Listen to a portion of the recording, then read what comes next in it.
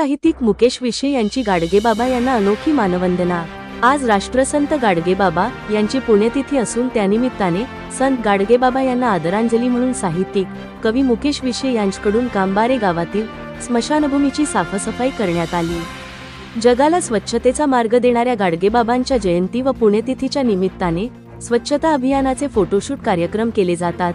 मात्र साहित्यिक मुकेश विशे यांनी स्मशानभूमीमध्ये जाऊन स्वच्छता करून एक अनोखी मानवंदना संत गाडगेबाबा यांना दिली असून नागरिकांना नवा संदेश दिला आहे। आज संत श्रेष्ठ संत गाडगेबाबांची पुण्यतिथी, तसेच स्वच्छतेचे देवदूत म्हणून संत गाडगेबाबा हे ओळखले जातात।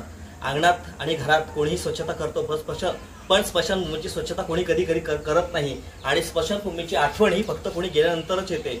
पण मनामध्ये एक विचार माझ्या येऊन गेला आणि दरवर्षीप्रमाणे मी स्मशानभूमी साफसफाई करत असतो आणि खऱ्या अर्थानं माझ्याकडून ही संत श्रेष्ठ गाडगेबाबांना आदरांजली असेल आणि ही त्यांच्या चरणावरती ही आदरांजली मी त्यांना वाहत आहे।